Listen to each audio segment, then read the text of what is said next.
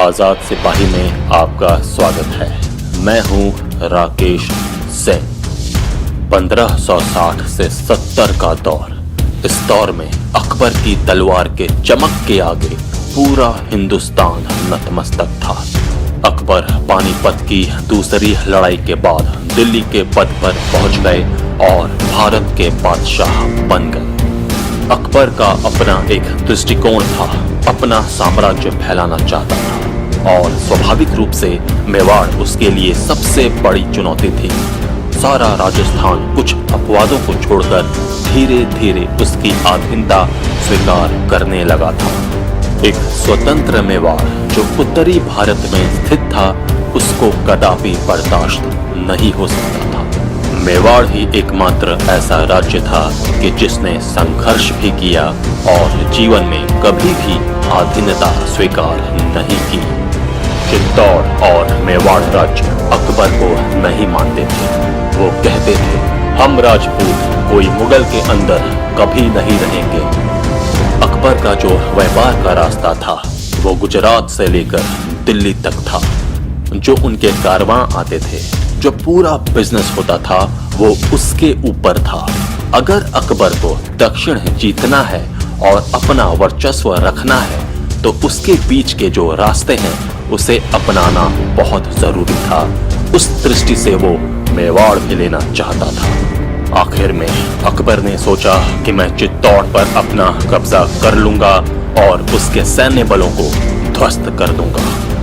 मेवाड़ की राजधानी चित्तौड़ हुआ करती थी। मेवाड़ वही राज्य था जिसके राजा राणा सांगा ने बाबर को सबसे कठिन चुनौती दी थी। साल 1567 में राणा सांगा के बेटे उदय सिंह चित्तौड़ के महाराणा थे। अकबर ने चित्तौड़ के किले पर हमला करने का फैसला किया। अगस्त 1567 में अकबर ने अपना अभियान शुरू किया। दिल्ली से जब वो निकला तो उसने किसी को नहीं कहा कि वो चित्तौड़ के विरुद्ध जा रहा है, बल्कि उन्होंने कहा कि मैं शिकार के लिए जा रहा हूं और बाकी सेना उसे बाद में मिली।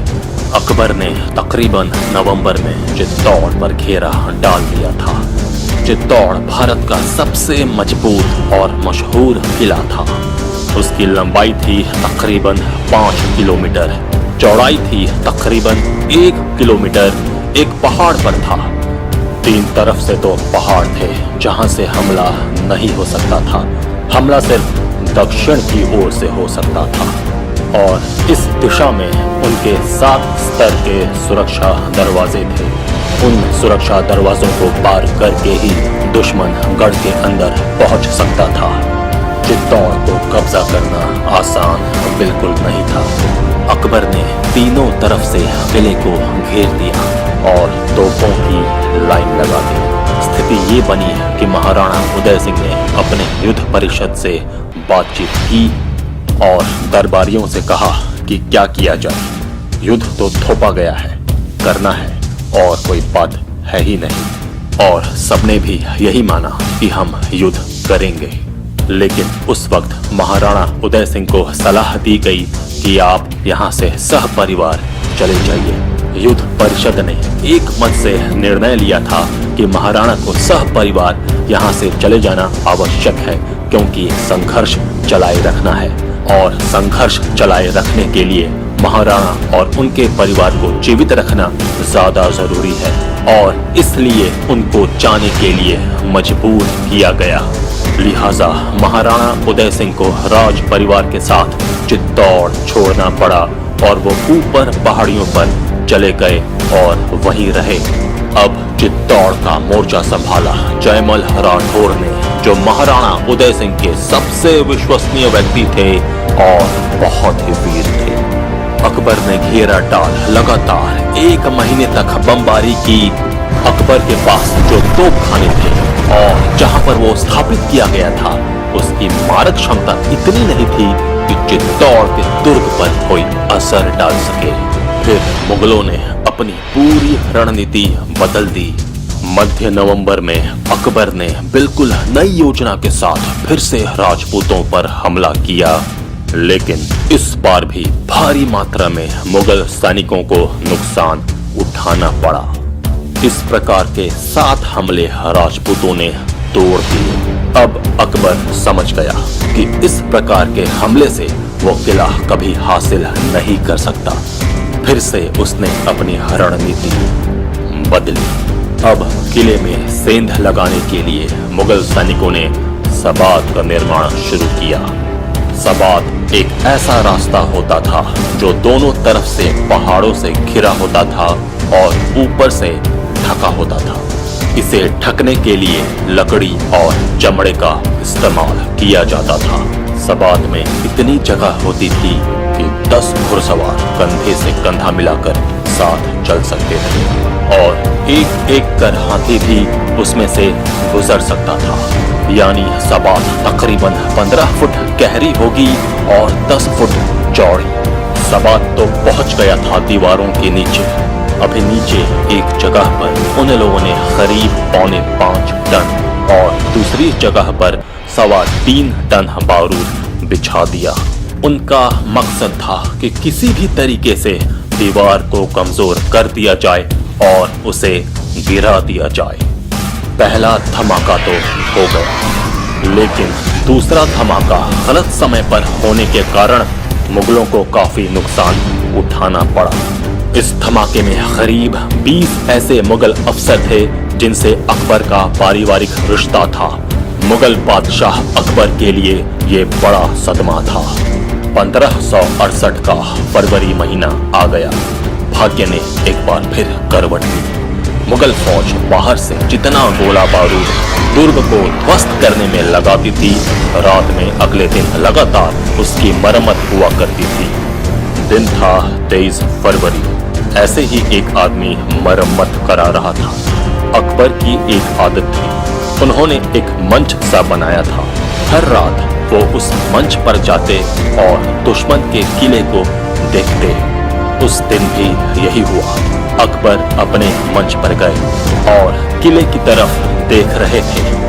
दूर से भले ही आदमी की दूरी पर्दे के साथ कद छोटा हो जाता है, लेकिन जिस व्यक्ति को उन्होंने देखा उन्हें यकीन हो गया कि हो ना हो ये व्यक्ति उनमें से लीडर है।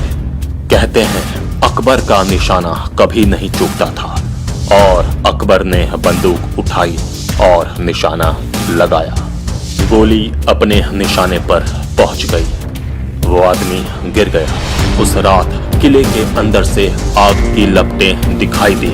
इस दृश्य ने उस शक को मजबूत कर दिया कि जिसे गोली लगी है वो सबसे महत्वपूर्ण व्यक्ति को लगी है। वो थे जयमल राठौर, जो चित्तौड़ का नेतृत्व कर रहे थे। उस रात तकरीबन 300 राजपूत महिलाओं ने जौहर किया। उन्होंने अपने आप को जला दिया दुश्मन के हाथ आने से पहले। अगले दिन सुबह राजपूत सेना ने केसरिया बाना पहना कि अब तो अंतिम युद्ध होना है। मुंह में तुलसी का पत्ता रख लिया और प्रहार के लिए तैयार हो गए। चित्तौड़ गढ़ का दरवाजा खुल गया और राजपूत आगे आ गए, लेकिन तब तक तो मुगल सेना उनके लिए तैयार थी। दिन था 24 फरवरी और हर एक योद्धा को खत्म कर दिया गया। अब चित्तौड़ का पतन हो गया, लेकिन असली त्रासदी तो इसके बाद हुई। जब चित्तौड़ के दरवाजे खुल गए, अकबर खुद अंदर गए 300 सैनिकों के साथ और उन्होंने ऐसा काम किया कि उनके दरबारी इतिहासकार भी उनकी वकालत नहीं कर सकते थे। चित्तौड़ के किले पर अधिकार करने के बाद अकबर 3 दिन वहां रहे और 3 दिनों में भारी नरसंहार हुआ। इस दौरान 30,000 हिंदू नागरिकों का कत्ल हुआ। ये ऐसा कलंक है अकबर के मुंह पर कि उसने शांत गैर सैनिक निर्दोष नागरिक जो चित्तौड़ का भरा पूरा शहर था 30,000 नागरिकों का कत्लेआम करने की इजाजत दे डाली। उसने अपने सैनिकों से कहा कि नरसंहार हो।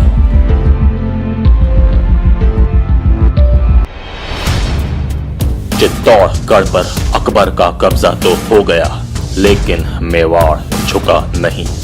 मेवाड़ के एक बड़े इलाके पर अभी भी महाराणा उदय सिंह का ही राज था। उदय सिंह की मृत्यु के बाद उनके बेटे प्रताप सिंह महाराणा बन गए।